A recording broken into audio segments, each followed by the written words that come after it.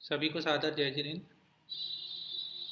दैनिक प्रोग्रामों की श्रृंखला में अभी समय हो गया है अंकुर जी शास्त्री भोपाल, जो हमारी 6 ढालक की तीसरी ढाल के माध्यम से यहाँ पर विगत 8 दिनों से कक्षा संचालित कर रहे हैं। मैं अंकुर जी से निवेदन करूँगा कि वे अपनी कक्षा के माध्यम से हमें धर्म लाभ देवे। अंकुर जी शास्त्री भोपाल।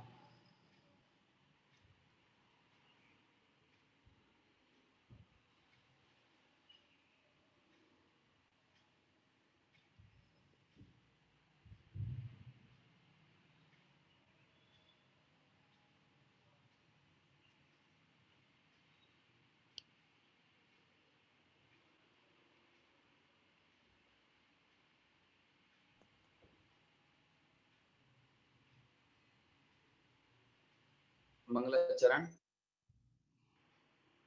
नमो अरिहंताणं नमो सिद्धाणं नमो आयरियाणं नमो वज्रायाणं नमो लोये सवसाहुणम्।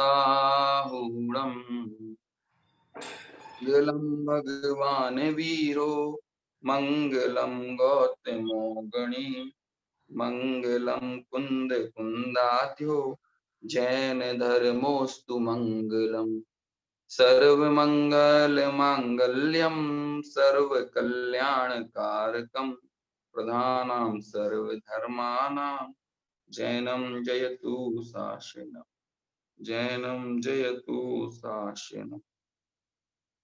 आपने आप में आपको वर लिया, चेतना को स्वयं मैं प्रकट कर लिया। हे विरागी प्रभु, हे महावीर जिन, आपके दर चरण मैं शतत नमन। आपके दर चरण मैं शतत नमन। तीन भुवन में सार वीत राग विज्ञान का, शिव स्वरूप शिवकार नमः त्रियोग समारिके। 10 लक्षण पर्व की मंगलमय बेला पर दैनिक स्वाध्याय की श्रृंखला में आज 10 लक्षण पर्व के 8वें दिन हम 6 ढाला ग्रंथ के 10वें नंबर के छंद पर यहाँ चर्चा करेंगे। 9 छंदों की चर्चा हमारी हो चुकी है और अभी तक निश्चय सम्यक दर्शन ज्ञान चारित्र के स्वरूप के अलावा 6 द्रव्यों का स्वरूप, आत्मा के 3 भेद की चर्चा, साथ ही 7 तत्वों में से 6 तत्वों तक की चर्चा हमारी हो चुकी है। आज मोक्ष का लक्षण और व्यवहार सम्यक का लक्षण तथा कारण, इसकी जो चर्चा 10वें नंबर के छंद में की गई है, उसके आधार से हम हमारे इस विषय को आगे बढ़ाएंगे। पहले मैं छंद पढ़ता हूं, फिर हम इसकी चर्चा करेंगे। सकल कर्म तय रहित अवस्था, सो शिव थिर सुखकारी। एह विध जो सरधा तत्वन की, सो समेकित व्यवहारी।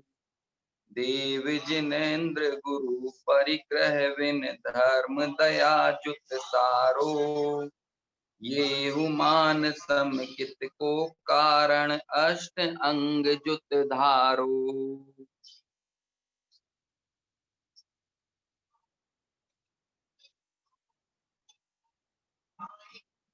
माफ कीजिए, एक फोन को साइलेंट करता हूं मैं, उसके कारण डिस्टर्ब हो रहा है।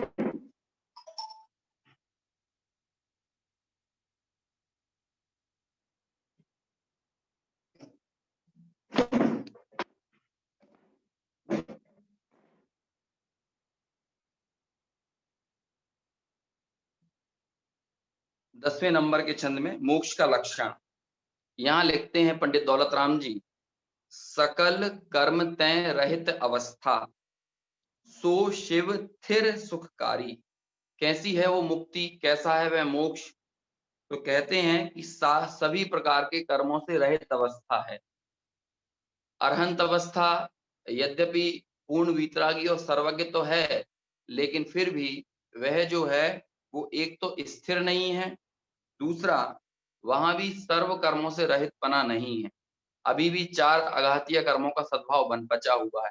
इसलिए वो परम साध्य अवस्था नहीं कही जाती, क्योंकि परम साध्य अवस्था वह है जो कि स्थिर हो, चिरकाल तक जिसकी सत्ता हो।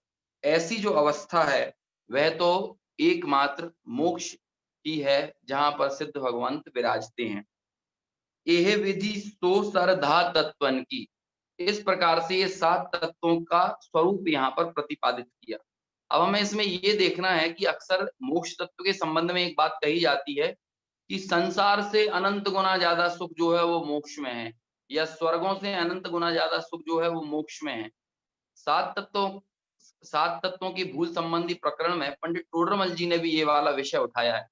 तो अब ये अज्ञानी को क्या लगने लगता है कि जैसे स्वर्गों का विषय सुख है, या संसार में हम जो विषयों का सुख भोगते हैं, इस विषयों के सुख की जाति का ही अनंत गुना सुख जो है वो मोक्ष में होता होगा। तो कहते हैं ऐसा एकदम नहीं है, क्योंकि यहाँ हम जो कुछ भी सुख भोग रहे हैं ये तो मन और इंद्रियों के निमित्त से ही है ना। या तो ये मानसिक है या ये इंद्रिय जन्य है, इंद्रिय ग्राह्य है।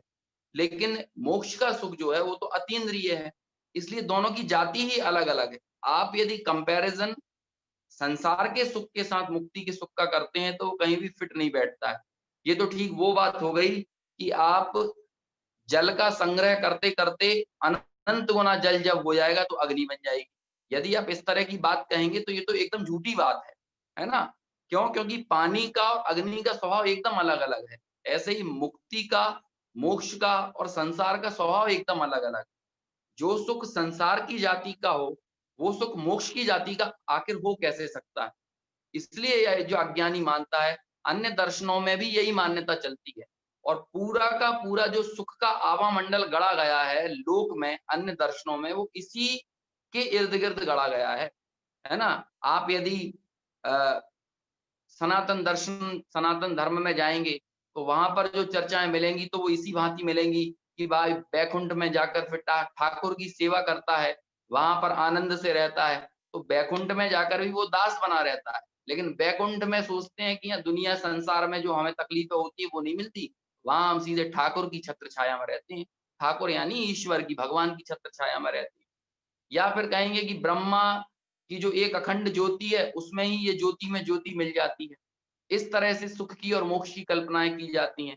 आप यदि अन्य मुस्लिम इत्यादि दर्शन धर्मों में जाएंगे तो वहां पर जो जन्नत की कामना है उसको ही परम सुख उन्होंने कह दिया है कि यहाँ पर थोड़ी सी आप खुदा की इबादत करते हुए थोड़ा परेशानी और दुखों को भोग लीजिए, लेकिन जब आपको जन्नत प्राप्त होगी तो वहां पर आपको कितनी 40 हूरें मिलेंगी और जमजम की नदियां बहती हैं, जमजम यानी अमृत की नदियां वहां पर बहती हैं। इस तरह की बात करके लोगों को ललचाया जाता है ना। तो ये जो पूरी संकल्पना है आप कहीं भी जाकर देखेंगे तो उस पूरी संकल्पना के अंतर्गत जो निर्वाण की या मोक्ष की जो कुछ भी कल्पनाएं वहां पर की गई है वो सांसारिक सुख की ही जाति का है। लेकिन जैन धर्म में ये नहीं है। जैन धर्म में संसार की जाति का सुख जो है वो मोक्ष में नहीं है, मोक्ष की जाति का सुख एकदम अलग है। और यदि हम उसे संसार की जाति का ही मानकर चलते हैं तो ये हमारी मोक्ष तत्व संबंधी भूल है। एक बात और समझिए कि एक तत्व संबंधी भूल में सातों तत्व संबंधी भूल गर्भित होती है। जब आप एक जब आपको तत्वार्थ श्रद्धान होता है, उसका मतलब ये नहीं है कि 6 तत्वों का श्रद्धान या 5 तत्वों का श्रद्धान, है ना? ये तत्वों के श्रद्धान के मामले में वीटो पावर चलता है। यहाँ पर यदि एक तत्व का भी श्रद्धान नहीं है, तो 6 तत्वों का श्रद्धान नहीं है। और यदि एक तत्व का सम्यक श्रद्धान है, इसका मतलब ही होता है कि सातों तत्वों का सम्यक श्रद्धान है। आपको यदि मोक्ष तत्व का श्रद्धान नहीं है, तो यकीनन उस समय आपको जीव और अजीव तत्व का भी सम्यक श्रद्धान नहीं होगा। आश्रव बंध का, संवर निर्जरा का। क्यों? क्योंकि उस मोक्ष का ही तो कारण संवर निर्जरा है। जब आपको मोक्ष का सही श्रद्धान नहीं है, तो संवर निर्जरा का सही श्रद्धान कैसे हो सकता है? वो जो संवर निर्जरा है, वो आश्रव बंध की निरोध रूप है। जब आपको संवर निर्जरा का सही श्रद्धान नहीं है, इसका मतलब आपको आश्रव बंध का भी सम्यक श्रद्धान नहीं है। और वो आश्रव बंध का अभाव और संवर निर्जरा की प्राप्ति जिस जीव तत्व के अवलंबन से होती है, जीव अजीव के भेद विज्ञान से होती है, इसका मतलब आपको वो भेद विज्ञान नहीं है। ये साबित करता है कि आपको जीव और अजीव तत्व का भी श्रद्धान नहीं है। तो इसलिए एक तत्व के श्रद्धान में सातों तत्वों का श्रद्धान गर्भित है, और एक तत्व के श्रद्धान ना होने का मतलब है कि हमें सातों तत्वों का श्रद्धान नहीं है। यहाँ यही बात टोडरमल जी लिखते हैं कि यही विधि जो तत्वा सर्धन की, ये जो तत्वों का स्वरूप प्रतिपादित किया गया कि आश्रव दुख रूप है ना? संवर निर्जरा सुख रूप है, संवर जो है तप जो है वो इच्छाओं के अभाव रूप है, इच्छाओं के निरोध रूप है, शम दम तय, है ना? क्षमता से, साम्य भाव से और दम से, यानी इंद्रिय विषयों की निरोध रूप जो बल से, ये इससे संवर होता है। तपश्चरण से निर्जरा होती है। ये जो पूरे प्रकरण के माध्यम से जो 7 तत्वों का स्वरूप हमारे सामने प्रतिपादित किया गया, हमें इन तत्वों का स्वरूप ऐसा का ऐसा, ज्यों का त्यों श्रद्धान।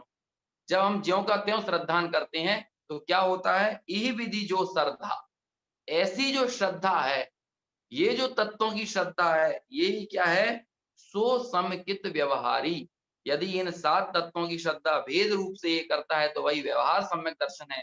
और इन 7 तत्वों की अभेद मने से श्रद्धा करता है, यानी आत्मा की श्रद्धा करता है, इसका मतलब ही निश्चय सम्यक दर्शन है। तो ये जो निश्चय और व्यवहार सम्यक दर्शन का ये यहाँ पर एक स्वरूप बताया। और कैसा है व्यवहार सम्यक दर्शन, और क्या-क्या चीजें गर्भित होती हैं, है ना? जो रत्नकंठ श्रावकाचार में आचार्य समंतभद्र लिखते हैं, श्रद्धा नाम परमार्था नाम आप्त आगम तपोव्रताम, है ना? तो जो आप्त की, आगम की, तपोव्रत यानी मुनियों की जो श्रद्धा है, परमार्थ से जो श्रद्धा है, वो सम्यक दर्शन है। अब वही बात पंडित दौलत राम जी यहाँ पर अपनी भाषा में हमें समझाते हैं कि देव गुरु शास्त्र की सम्यक श्रद्धा होना, उनका सही निर्णय होना कितना जरूरी है। जब आपको आत्मा के जो महान अवलंबन है, ऐसे देव गुरु शास्त्र का, है ना? टोडरमल जी लिखते हैं ना कि देव गुरु शास्त्र तो सर्वोत्कृष्ट पदार्थ हैं। अब इनके निर्णय करने में, इनके श्रद्धान करने में, इनके स्वरूप को जानने में यदि तू शिथिलता बरतेगा, तो तू आत्म श्रद्धान तक कैसे पहुंच पाएगा? अनेक लोग इस तरह की बातें करने लगते हैं कि भाई त्रियंच गति के जीवों को कौन से देवगुरु शास्त्र का श्रद्धान है ना? कुत्तों को, बिल्ली के, गधों को, इन लोगों को कौन सा श्रद्धान है? फिर भी उनको सम्यक दर्शन हो जाता है कि नहीं? तो भाई अगला प्रश्न ये है कि क्या तुम बिल्ली हो, गधे हो, कुत्ते हो, जानवर हो, है ना? मछली हो, पक्षी हो, हम लोग नहीं है ना? उन लोगों ने अपनी यथोचित बुद्धि का प्रयोग करके, अपनी शक्ति का प्रयोग करके इस तत्व को बड़ी ईमानदारी के साथ समझा है। आज हमारी बुद्धि और शक्ति त्रियंच गति के जीवों जैसी नहीं है, तो हम उनका सहारा लेते हुए हम कहने लगे कि जब उनको सम्यक दर्शन हो गया है, तो हमें भी हो सकता है। लेकिन उसने अपनी शक्ति और बुद्धि का पूरा उपयोग किया है। लेकिन हम लोग अपनी शक्ति और बुद्धि का प्रयोग छल ग्रहण करने में तो करते हैं, लेकिन हम हमारी शक्ति बुद्धि का प्रयोग तत्वों का निर्णय करने में, देव गुरु शास्त्र का निर्णय करने में नहीं करते, है ना? और टोडरमल जी साहब लिखते हैं कि यद्यपि वो देव गुरु शास्त्र का वैसा स्वरूप जानता नहीं है, जैसा हम लोग इस तरह प्रतिपादित करते हैं, लेकिन फिर भी देव गुरु शास्त्र की जो भावभाषण रूप श्रद्धा होना चाहिए, 7 तत्वों की जो भावभाषण रूप श्रद्धा होना चाहिए, वो उन त्रियंच गति के सम्यक दर्शनों के भी है। लेकिन यहाँ ये मनुष्य गति का जीव भले इनके नाम आदि जानता है ना? नाम सीख लेता है, उनकी परिभाषाएं जान लेता है ना? लोगों को बता भी देता है, लेकिन जो भाव भाषण रूप श्रद्धान है, वैसा श्रद्धान इस मनुष्य गति के जीव को नहीं होता। ये अपनी बुद्धि के प्रयोग करके अपने शिथिलाचार को पोषण करने में तो बहुत उत्साही है, छल ग्रहण करने में तो बहुत उत्साही है, लेकिन जब इससे कहो कि देव गुरु शास्त्र का निर्णय करो, तो फिर कहते हैं अरे देव गुरु शास्त्र के निर्णय करने से क्या होना है, हमें तो एक शुद्धात्म तत्व की बात करना है, हमें तो एक आत्मा का आश्रय लेना है। अरे भाई ऐसा नहीं होता है। जब कभी भी ये जीव अपने निश्चय सम्यक को प्राप्त करेगा, तो उसके सहचारी कारण यानी निर्विकल्प स्वसंवेदन से पूर्व वर्तने वाले जो शुभ विकल्प हैं, वो रास्ते में आएंगे ही आएंगे। कभी ऐसा नहीं होगा कि अशुभ का अगला पायदान निर्विकल्प स्वसंवेदन रूप या शुद्धोपयोग रूप नहीं होता है। शुद्धोपयोग के पूर्व का पायदान जो है, जो सोपान है, वो शुभोपयोग रूप ही होगा, है ना? इसीलिए परंपरा से शुभोपयोग को मुक्ति का कारण या शुद्धोपयोग का कारण कह दिया जाता है। शुद्धोपयोग का साधक शुभोपयोग, इस तरह की बात कही जाती है कि शुद्धोपयोग का साधक होता है शुभोपयोग, है ना? तो ये इन सब के पीछे विवक्षाएं हैं। यद्यपि जो शुद्धोपयोग हुआ है, यद्यपि जो निर्विकल्प स्वसंवेदन हुआ है, वो तो अपनी उस पर्याय की अपनी योग्यता है, वो स्वतंत्र है। लेकिन जब आप उसके पूर्वचर व्यवहार को देखते हैं, उसके सहचारी व्यवहार को देखते हैं, निमित्त को देखते हैं, तब शुभोपयोग पर भी ये आरोप आए बिना नहीं रहता। देव गुरु शास्त्र के श्रद्धांत पर आरोप आए बिना नहीं रहता, है ना? कोई यदि सोचता हो, गुरुदेव श्री भी ये बात कहा करते थे कि भाई लहसुन खाते-खाते अमृत की डकार लेने की ये सोच है, तो ये 3 काल में संभव नहीं है।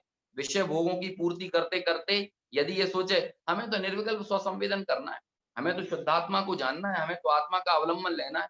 यदि ये बात करेगा, तो ये 3 काल में भी संभव नहीं। जो सहचारी व्यवहार है वो ज़रूर होगा, लेकिन ज्ञानी की दृष्टि उन व्यवहार क्रियाओं में कभी भी उपादेयपने रूप से नहीं बरतती हैं। वे उपयोगी तो हो सकती हैं, लेकिन वे उपादेय नहीं होती। इस संबंध में एक बात मैं कहा करता हूँ कि भाई किसी का यदि हाथ फ्रैक्चर हो गया है, तो वो जो प्लास्टर चढ़ा हुआ है, वो जो प्लास्टर है वो उपयोगी है, लेकिन वो प्लास्टर उपादेय नहीं है। वास्तव में हड्डी का जुड़ना उपादेय है। हड्डी के जुड़ने के अर्थ वो प्लास्टर का अवलंबन लिया गया है। ऐसे ही वास्तव में उपादेय तो हमें हमारे स्वस्वरूप की उपलब्धि है। निर्विकल्प स्वसंवेदन वो उपादेय है। लेकिन उस निर्विकल्प स्वसंवेदन के लिए जो यथोचित भूमिका अनुसार व्यवहार आता है, वो भी उपयोगी है। लेकिन वो व्यवहार कभी उपादेय नहीं हो जाता। यदि कोई प्लास्टर कोई उपादेय मानने लगेगा, तो वो हड्डी जुड़ने के बाद भी उसको अलग नहीं करना चाहेगा। ऐसा तो नहीं होगा ना। इसीलिए वो जितने काल तक वो प्लास्टर हाथ में चढ़ा हुआ है, उतने काल तक ये व्यक्ति सोचता है कि कभी ये छूटे, कभी ये छूटे। वो निरंतर ये सोचता है, लेकिन इसके बावजूद भी उसको समय से पहले छोड़ नहीं देता है। क्यों? क्योंकि यदि ऐसा करेगा तो वो हड्डी नहीं जुड़ पाएगी। ऐसे ही शुद्धोपयोग की दशा प्राप्त करने से पूर्व टोडरमल जी साहब ने जो सम्यक ज्ञान चंद्रिका की पीठिका लिखी, वहां पर इस प्रकरण को उठाया है। और वहां पर जो समय सार की 12वें नंबर की गाथा है कि जब तक अपरम भाव में है तब तक व्यवहार उपयोगी है ना? और जब ये परम भाव में है तब वही व्यवहार मतलब उसके लिए हे हो जाता है। लेकिन जब तक अपरम भाव में है, तो टोडरमल जी इसकी व्याख्या करते हुए कहते हैं कि भाई जब तक शुद्धोपयोग प्राप्त नहीं हुआ है तब तक ये जीव अपरम भाव में है, और जब शुद्धोपयोग हो गया है, ऐसे ज्ञानियों को भी सदा काल जो उपयोग है वो शुद्धोपयोग में नहीं ठहरा रहता है, बल्कि वो शुभोपयोग से हटकर नीचे की ओर आते हैं। तो जब वो शुद्धोपयोग उनके नहीं है, अब आप उस समय शुभोपयोग रूप भी वर्तन नहीं करोगे, तो फिर कहाँ चले जाओगे? फिर अशुभोपयोग रूप तो हो ही जाओगे ना। यानी कि अपरम भाव में व्यवहार का अवलंबन लिया जाता है। यदि आप उस शुभोपयोग रूप व्यवहार का अवलंबन को छोड़ दोगे, तो फिर निश्चित तौर पर कहाँ चले जाओगे? फिर दशाएं तो और गिर जाएंगी, है ना? फिर तो ये अशुभोपयोग में ही चला जाएगा। लेकिन हमेशा ज्ञानी अपरम भाव में जिस काल में उसके भूमि का अनुसार व्यवहार वर्तता है, इस बात पर विशेष इसको अंडरलाइन करिए, है ना? जो बात मैं बोल रहा हूँ, जिस समय वो अपरम भाव में है, जहां वो व्यवहार का सेवन कर रहा है, लेकिन एक क्षण के लिए भी व्यवहार उपादेय है, शुभोपयोग उपादेय है, शुभोपयोग मुक्ति का कारण है, शुभोपयोग संवर निर्जरा का कारण है। ऐसी मान्यता ज्ञानी के नहीं रहती। भूमि का अनुसार शुभोपयोग होने पर भी वो इस तरह की सोच से पूरी तरह से रहित होता है। उसकी चिंतन धारा अलग होती है। तो ये जो अज्ञान दशा में हम जो इस तरह की बात कह देते हैं कि भाई हमें तो आत्मा ही आत्मा की बात बताइए, हमें तो आत्मा आत्मा का निर्णय करना है, हमें देव गुरु शास्त्र तो ठीक है, वो तो जैसे होंगे वैसे रहेंगे। लेकिन ऐसा नहीं है। आपके जीवन में ग्रहित मिथ्यात्व वर्तता हो और आप अग्रहित मिथ्यात्व पर चोट करने की बात करते हो, ऐसा कैसे संभव हो सकता है? ये तो प्रत्यक्ष स्थूल रूप से आपकी भूल दिख रही है। पूह सह चिर दर्शन मोह एव, ये जो ग्रहित मिथ्यात्व कैसा है? ये चिरकालीन दर्शन मोह को पोषने वाला है। अब जो प्रत्यक्ष जिसके जीवन में ग्रहित मिथ्यात्व दिख रहा है, ये साबित करता है कि ये अंदर में कितना ग्रहित मिथ्यात्व को पुष्ट कर रहा होगा। समझ में आया ना? धर्म अधर्म द्रव्य की चर्चा करते हुए ये बात मैंने कही भी थी कि भाई किसी भी कारण का जो वास्तविक कारण है वो तो उपादानगत योग्यता ही है, अपने उपादान से ही कार्य होता है, लेकिन निमित्त कभी भी मर्यादा के बाहर के नहीं होते। जो निमित्त होने योग्य हैं वही होते हैं। जैसे गति में धर्म द्रव्य ही निमित्त होगा, अधर्म और आकाश नहीं हो जाएंगे, है ना? स्थिति में अधर्म द्रव्य ही निमित्त होगा। यद्यपि उपादानगत योग्यता जीव और पुद्गल की है, वो ही गमन कर रहे हैं, वो ही ठहर रहे हैं, लेकिन निमित्त का भी एक निश्चित है, निश्चितता है। ऐसे ही सम्यक दर्शन रूप पर्याय की उत्पत्ति में जो सहचारी कारण है, जो निमित्त हैं, वो वही होंगे, हर कोई नहीं हो जाएंगे। जिनेंद्र भगवान की देशना ही निमित्त बनेगी, चाहे जिस किसी अज्ञानी छदमस्त की रागी द्वेषी की देशना कभी निमित्त नहीं बनेगी, है ना? जिन देशना, क्योंकि देशना लब्धि जिनेंद्र भगवान की, ज्ञानियों की देशना ही वास्तव में जिनेंद्र भगवान की जो वाणी है वो ही देशना लब्धि रूप परिणत हो सकती है। हर किसी की बात, हर किसी का उपदेश देशना लब्धि रूप परिणत नहीं हो सकता है। तो ये इसलिए हमें देवगुरु शास्त्र का श्रद्धान का, देवगुरु शास्त्र के निर्णय के लिए हमें कभी भी अनुत्साही होना या उनके प्रति यथोचित भक्ति का भाव हमारे हृदय में उत्पन्न ना होना, ऐसा संभव नहीं है ना? ज्ञानियों को, वीतरागी भगवंतों के प्रति, जिनवाणी के प्रति, जिन गुरुओं के प्रति बहुमान ना हो, भक्ति ना हो, है ना? अपनी जान तक कुर्बान करने के लिए तत्पर रहता है। ऐसे देव गुरु शास्त्र के निमित्त यदि गुरुओं के संरक्षण का भाव हो, इत्यादि रूप से ऐसी महान भक्ति उसके हृदय में वर्तती है। 16 कारण भावनाएं किसके होती हैं? अज्ञानियों की नहीं होती। हम अभी 16 कारण भावनाओं की भी आराधना करते हैं ना प्रतिदिन, तो ये किसके होती हैं? अज्ञानी के होती हैं। अब आप देखिए, अरहंत भगवान की भक्ति है, बहुश्रुत भक्ति है, प्रवचन भक्ति है, साधु समाधि है, वैयावृत्ति है, ये सारी चीजें 16 कारण भावनाओं में शामिल है या नहीं है? अब ये किस रूप हैं? ये ज्ञानी के जीवन में ये 16 कारण भावनाएं होती हैं। सम्यकदर्शी चौथे गुणस्थान से ही 16 कारण भावनाओं का चिंतन माना गया है, अज्ञानी के नहीं माना गया है। अब आप सोचिए इन 16 कारण भावनाओं में है या नहीं देव गुरु शास्त्र की भक्ति हमें दिख रही है या नहीं दिख रही है? अब लेकिन कोई बात ऐसी कहने लगे कि भाई सम्यक दर्शन के लिए जरूरी नहीं है, एकदम उन्हें गैर जरूरी बताने लगे, तो ऐसे दुराग्रह को पालना उपयुक्त नहीं है। समझ में आया ना? कोई क्रिया भी ना करना चाहे, किसी किसी कहना चाहिए तत्वों के निर्णय में, जिनवाणी के अभ्यास में ही वो उपयोग ना लगाना चाहे, इस रूप प्रवृत्ति, इस रूप परिणति कभी भी जो सम्यक दर्शन का उपार्जन करना चाहता है उसके जीवन में नहीं होती। क्या कहते हैं अब ऐसे देव गुरु शास्त्र के श्रद्धान के संबंध में? सुनिए, देव जिनेन्द्र गुरु परिग्रह बिन धर्म दया जुत सारो। देव कौन है? ये जो जिनेन्द्र भगवंत हैं वो देव है ना? ये जो स्वर्ग आदि के देव हैं, ये इन्हें देव संज्ञा प्राप्त नहीं है सम्यक दर्शन के हेतुओं में, है ना? यद्यपि उन देवों के संबंध में भी अवर्णवाद करने का करने रूप प्रवृत्ति ज्ञानी के नहीं देखी जाती, लेकिन जो उसकी श्रद्धा का विषय है वो तो कौन है? जिनेन्द्र भगवान है। वो तो अरहंत हैं, वे तो सिद्ध हैं, क्योंकि उन्होंने ही अपनी इंद्रियों को जीता है, उन्होंने ही कर्मों को जीता है। ऐसे इन कर्म शत्रुओं पर विजय प्राप्त करने वाले भी जिनेन्द्र भगवंत भी देव हैं। गुरु कौन है? परिग्रह बिन, है ना? जिनकी लंगोटी का भी परिग्रह नहीं है, जिन्हें जो 10 प्रकार के अंतरंग परिग्रह और 14 प्रकार के बहिरंग परिग्रह से रहित हैं। परिग्रह बिन का मतलब होता है कि अंतरंग और बहिरंग दोनों प्रकार के परिग्रह, है ना? माफ कीजिए, 14 प्रकार का अंतरंग परिग्रह और 10 प्रकार का बहिरंग परिग्रह, ऐसे 24 प्रकार के परिग्रहों से वे रहित होते हैं। और अंतरंग परिग्रह में क्या-क्या आता है? जरा हम विचार तो करें। हमें बहिरंग परिग्रह तो बहुत आसानी से दिख जाता है, लेकिन मिथ्यात्व भी परिग्रह है ना? कल अकिंचन का दिवस है ना? जब हम अकिंचन के दिन पर हम इन्हीं 24 प्रकार के परिग्रहों से रहित अकिंचन धर्म की और अकिंचन धर्म के धारी मुनिराजों की वंदना करते हैं। तो कैसे हैं वे मुनिराज इन परिग्रहों से रहित? कि भाई मिथ्यात्व भी एक परिग्रह है, क्रोध परिग्रह है, मान परिग्रह है, माया लोभ परिग्रह है, हास्य रति यरति शोक वह जुगुप्सा, स्त्री वेद पुरुष वेद नपुंसक वेद, ये सब परिग्रह हैं। लेकिन कभी किसी का ध्यान इस तरफ जाता है?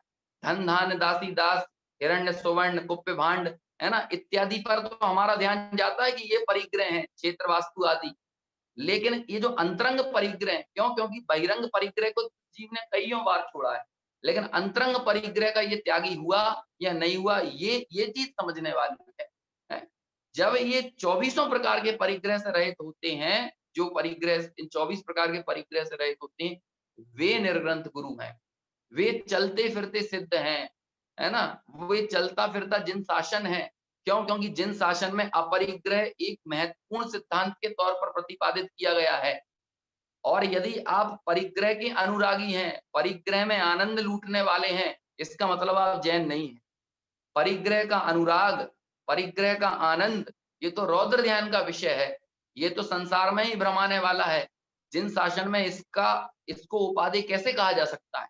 लेकिन हम हमारे हृदय पर हाथ रखकर विचार करें कि क्या हमें परिग्रह पाप लगता भी है? हमारे जीवन में यदि हिंसा वृद्धिंगत होती है, तो हमें थोड़ा मन में खटकता है ना? अरे आज हिंसा हो गई, ये नहीं होना चाहिए। जब हमारे जीवन में झूठ वचनों का, असत्य वचनों का यदि उच्चारण हो जाए, किसी तरह से झूठ का सेवन हो जाए, तो हमारे दिल में थोड़ा खटका लगता है कि अरे कहाँ से भई ये गलत वचन कैसे निकल गए, मुझे ये नहीं बोलना चाहिए था, है ना? यदि चोरी हो जाए जीवन में, चोरी रूप वृत्ति हो जाए, तो हमें हृदय में थोड़ी-सी चोट लगती है। कुशील हो जाए, किसी पराई माँ-बहन को बुरी नज़रों से देख लें, इस तरह की कुशील रूप वृत्ति हो जाए, तो हमें बहुत अपराध बोध होता है। लेकिन कभी आपने विचार किया कि जब पैसा बढ़ता है, तो हमें लगता है कि अरे! हम तो बहुत अपराधी हो गए हैं। हमें जब पैसे में मज़ा आने लगता है, तो हमें लगता है कि ये भाई उपादेय नहीं है। जब आपको पता चल रहा है कि आपका सैलरी पैकेज 3 लाख रुपए और बढ़ गया है, तो कैसा लगता है? हैं? लक्ष्मी बढ़ी, अधिकार भी घर बढ़ गया, क्या बोलिए?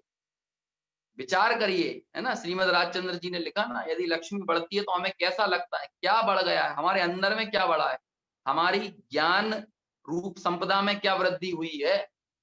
हमारे श्रद्धा गुण रूप संपदा में क्या वृद्धि हुई है? हमारी जो असली प्रॉपर्टी है उसमें क्या वृद्धि हुई है? हमें प्रॉपर्टी किसे कहते हैं? ज़रा हमें इसका विचार तो करें। आप लोगों ने बचपन में जब स्कूलों में पढ़ते होंगे तो पढ़ा होगा, है ना? हम लोग पढ़ते थे, ये जो धातुओं की प्रॉपर्टी के विषय में पढ़ते थे। सोडियम की प्रॉपर्टी क्या है? नाइट्रोजन की प्रॉपर्टी क्या है? तब आपने कभी विचार किया कि किसे प्रॉपर्टी कहा जाता था? जिस चीज़ को सोडियम से अलग ना किया जा सके, और यदि वो चीज़ सोडियम से अलग हो गई, तो सोडियम ही नहीं रहेगा, है ना? नाइट्रोजन से जिसे अलग ना किया जाए, वो नाइट्रोजन की प्रॉपर्टी है ना? हीलियम से जिसे अलग ना किया जा सके, वो हीलियम की प्रॉपर्टी है, उसे प्रॉपर्टी कहा जाता है।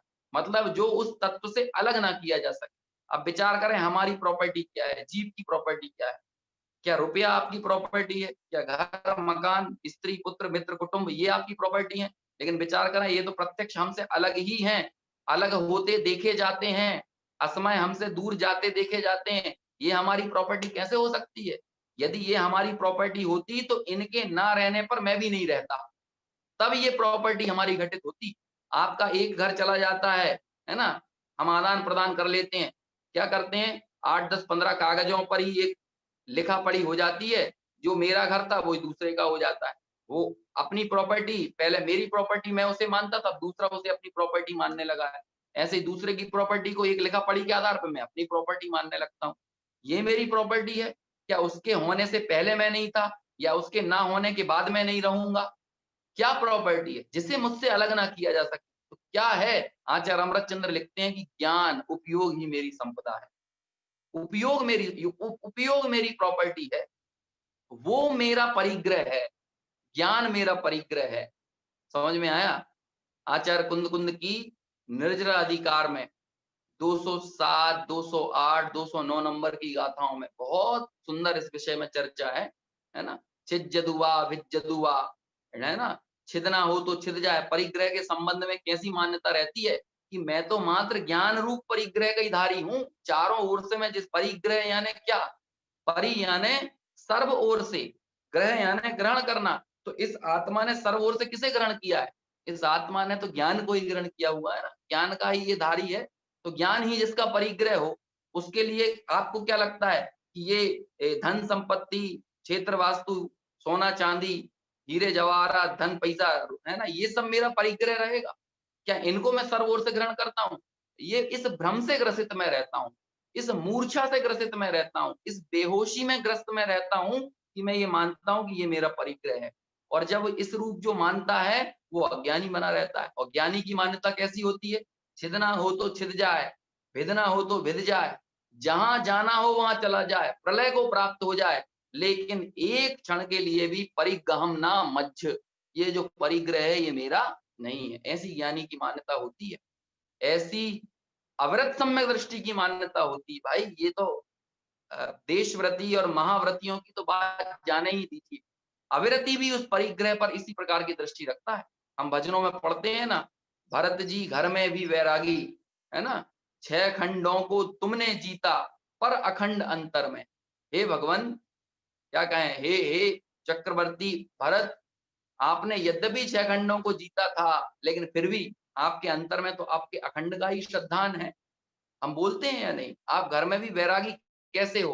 अब आप विचार कीजिए, वो तो घर में भी वैरागी हैं और हमारी स्थिति ये बनती है कि हम वीतरागता के क्षेत्रों में वैरागी हैं, है ना? हम तीर्थों पर जाएँगे तो तीर्थों पर जाकर भी यही कहेंगे कि भाई एसी वाला कमरा मिलना चाहिए। वहाँ भी कहेंगे डल्लप के गद्दे मिलना चाहिए। वहाँ पर भी अटैच लेट बाथ, टाइल्स-वाइल्स ठीक लगे हैं कि नहीं? यही सारी चीज़ों पर हमारी दृष्टि रहती है। शिविरों में जाते हैं तो वहाँ भी हमारी क्या दृष्टि रहती है? वहाँ भी हम ये सोचते हैं कि कितनी क्या व्यवस्थाएँ कैसी बनी हुई हैं। मतलब हम कहीं भी जाएँगे सुविधाओं को तलाशते हैं और उन सुविधाओं को का ही संबंध आनंद के साथ जोड़ लेते हैं। जब आप सुविधाओं को ही आनंद रूप से स्वीकार कर लेते हैं, तो आप जो वास्तविक आनंद है, उस आनंद की तरफ दृष्टि कर भी कैसे सकते हैं, है ना? तो ये हमें विचार करना है कि क्या परिग्रह हमें पाप लगता भी है? अन्य पाप को तो पाप हम मानते हैं, जबकि जिन शासन की दृष्टि तो अपरिग्रह रूप है।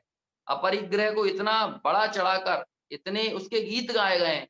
हमारे मुनिराज, हमारे गुरु, वो उनकी दशा, उनका उनका वेश ही अपरिग्रहत्व का जो है वो संदेश देता है। अब आप सोचिए, ऐसे अपरिग्रह जिस धर्म के, जिस दर्शन के रोम-रोम में अपरिग्रह वसा हुआ हो, यदि उसके अवलंबी परिग्रह के प्रति मुग्ध हैं, तो क्या हम उनको जैन संज्ञा से भी विभूषित कर सकते हैं? जिन्हें परिग्रह पाप रूप ही भाषित ना होता हो, उन्हें क्या जैन संज्ञा भी मिल सकती है? हैं? ये तो हमारी बहुत स्थूल भूलें पड़ी हुई हैं। अभी सूक्ष्म भूलों की बात तो बहुत अलग ही है। ये तो बहुत स्थूल भूल है। यदि हमें लगता है कि बाहरी संयोग संसाधनों को जुटा देने से और चमक-दमक से किसी व्यक्ति की शोभा होती है, किसी आयोजन की शोभा होती है, तो फिर हमारा कहीं न कहीं जो राग अनुराग है, वो परिग्रह में पड़ा हुआ है ना? ये ख़ैर अपने-अपने हृदय की बात है। हम खुद विचार करें कि हमें आखिर आनंद, हमें मज़ा किस बात का आता है?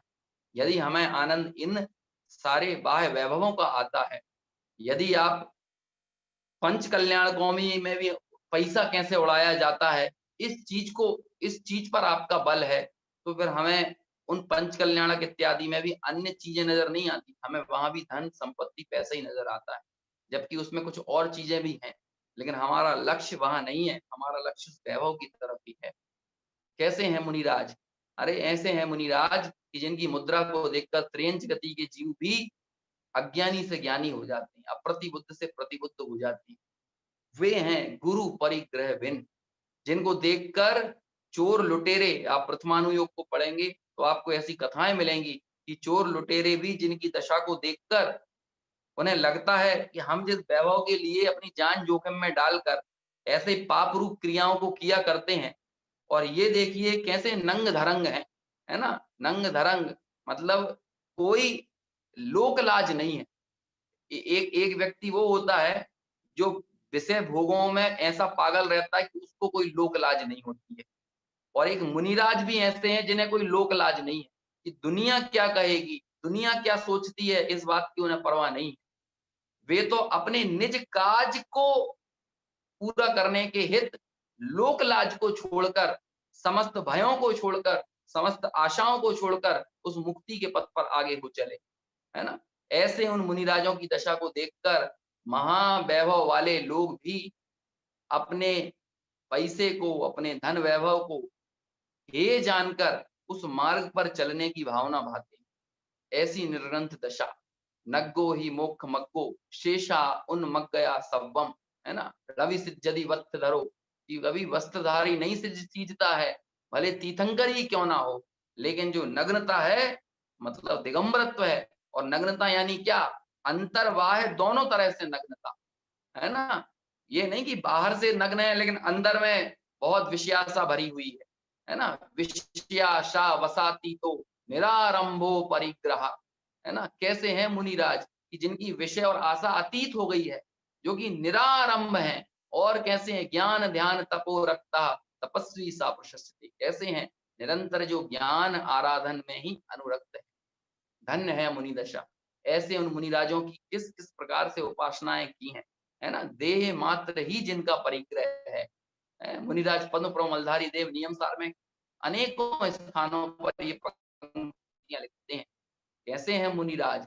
देह मात्र ही जिनका परिग्रह है, पंचेंद्रियों के विस्तार से रहित देह ही जिनका परिग्रह है। अब सोचिए, जिस देह में इंद्रियों का विस्तार यदि चला गया हो, देखिए एक पंक्ति लिखी है ना, कि जिनकी दशा और जिनकी शांत मुद्रा को देखकर हिरण वगैरह आकर उसे पत्थर समझकर अपनी खाज खुजाकर चले जाते हैं, है ना? ऐसी निश्चल दशा के धारी वे मुनिराज होते हैं, सर्व परिग्रहों से रहित हैं, है ना? जिस परिग्रह की जिनकी देह तो है लेकिन उस देह में इंद्रियों का विस्तार बाकी नहीं रह गया है, ऐसे वे मुनिराज। और वैसी मुनि दशा को हम भी प्राप्त करने की निरंतर भावना भाते हैं कि संत साधु बन के विचरूं वह घड़ी कब आएगी। अब इन वचनों को बोलने में हमारे हृदय में ईमानदार भावना कितनी है और सिर्फ वचनों की ही प्रवृत्ति कितनी है, इस बात का हमें विचार करना पड़ेगा कि ये मात्र सिर्फ वचन मात्र नहीं, बल्कि ये हमारे अंतर हृदय की आवाज है या नहीं है। इसका गंभीरता पूर्वक हम यदि चिंतन विचार करें तो पता चलेगा कि आखिर वे मुनिराज हैं कैसे, और उन मुनिराजों के प्रति हमें बहुमान भक्ति है या नहीं है। अरे ळमोकार मंत्र में भी हम 3 बार गुरुओं को याद करते हैं, 2 बार देव को याद करते हैं। ऐसे वे जिन गुरु जिनके नमस्कार करते हुए हम उन जैसे होने की भावना भाते हैं। यदि उनके स्वरूप का निर्णय नहीं है, यदि उनके स्वरूप की भावना नहीं है, तो उनका नाम स्मरण भी कितना सच्चा है, इस बात का हमें गंभीरता से विचार करना चाहिए। और कैसा है? धर्म दया जुत। और धर्म कैसा है? कि दया रूप है ना? धर्म दया रूप। अब ये जो दया शब्द है ना, इसके लोग बहुत अलग अलग और गलत अर्थ निकालते हैं, है ना? दया जुत या अहिंसामय धर्म है। अब ये दया यानी ये नहीं है कि भाई कंबल बंटवा दिए, है ना? तो वो दया हो गई, या फिर चाहे जैसा भूखों का लंगर लगा के उसमें भोजन बंटवा दिया तो वो दया हो गई, है ना? नगर के दरवाजे पर या नगर के द्वार पर या बाजारों के भीतर एक प्याऊ बनवा दिया तो वो दया हो गई, या गौशालाएं खुलवा दी तो वो दया हो गई। बल्कि अहिंसामय धर्म, है ना? वो धर्म वास्तव में क्या है? दया यानी अहिंसा। और वो अहिंसा यानी सर्व सावध्य का त्याग जिसके जीवन में देखा जाता है, वे कौन है? वे मुनिराज हैं। समझ में आया? तो जब हम धर्म की बात भी करते हैं तब भी उसका संबंध कहीं ना कहीं मुनि धर्म से है, तब भी उसका संबंध कहीं ना कहीं श्रमण धर्म से है। यदि वो श्रमण धर्म से नहीं जुड़ता है, यदि वो मुनि धर्म से नहीं जुड़ता है, तो अहिंसा अहिंसा नहीं। और वास्तव में हिंसा क्या है, अहिंसा क्या है, इसकी तो बड़ी सुंदर परिभाषा हमारे यहाँ आती है ना? आत्मा में राग आदि की उत्पत्ति होना वास्तव में यही हिंसा है। क्यों? क्योंकि बाहर में होने वाली सर्व विसंगतियों का मूल कारण यदि कुछ है तो वो यही है, आत्मा में राग आदि की उत्पत्ति होना। टोडरमल जी तो इस संबंध में लिखते हैं, एक पंक्ति लिखते हैं, धर्म क्या है? तो वीतरागता रूप जो है सो धर्म है। जो वीतरागता रूप है, जिससे राग द्वेष बढ़े वो अधर्म है, जो वीतरागता रूप है वो धर्म है। और जहां पर वीतरागता वृद्धिंगत हो वहां पर हिंसा हो जाए, झूठ हो, चोरी हो, कुशील हो, परिग्रह हो, इस तरह की दुराचार प्रवृत्तियां हो, पाप हो, ये कैसे संभव है? तो इसलिए उस वीतरागता में ये सर्व महाव्रत स्वतः गर्भित हो जाते हैं, और राग द्वेष में सर्व पाप स्वतः गर्भित हो जाते हैं। तो इसलिए मूल में यदि कोई चीज अधर्म है, पाप है, तो वो राग द्वेष अधर्म है, और यदि कोई चीज धर्म है तो वो वीतरागता धर्म है। अब हमें यही विचार करना है, क्यों? क्योंकि जहां हिंसा है वहां निश्चित तौर पर राग होगा ही होगा, है ना? द्वेष भी जो दिख रहा है वो भी राग के ही आधार पर खड़ा हुआ है। राग की बुनियाद पर ही द्वेष खड़ा होता है, अन्यथा द्वेष की अपनी कोई सत्ता नहीं है। आपको मच्छर से द्वेष होगा, क्यों होगा? क्योंकि आपको आपकी देह से राग है, और आप उस पर मच्छर से निवृत्ति के लिए ऐसे उपाय करेंगे, है ना? वो मच्छर मारने का रैकेट लाएगा, है, कॉइल जलाई जाएंगी, और दूसरे नाना प्रकार के दवा छिड़की जाएगी। ये सारे ठटकर्म क्यों अपनाए जाएंगे? क्यों? क्योंकि उस द्वेष के मूल में, आधार में कहीं ना कहीं राग छिपा हुआ है? हमें गर्मी से द्वेष होगा, है ना? तो यही यही एक एक और मैसेज आया, स्वरूप की सावधानी ही दया है ना? बात सही बात है। यदि आप असावधान हैं तो आप दया का पालन कर भी कैसे सकते हैं? और असावधानी ही प्रमाद है, असावधानी ही शिथिलाचार है, असावधानी ही अयत्नाचार है। इसलिए सावधानी में यत्नाचार, असावधानी में, है ना, शिथिलाचार का लेप, शिथिलाचार का अभाव, सावधानी में अहिंसा का पालन, ये सर्व रूप जो उपयुक्त प्रवृत्तियां, ये स्वतः ही इनका पालन होता ही होता है। लेकिन हमें ये विचार करना पड़ेगा, सावधान यानी स्वरूप की प्रति जब आप सावधान है तो निश्चित तौर पर वितरागता में वृद्धि हो रही है।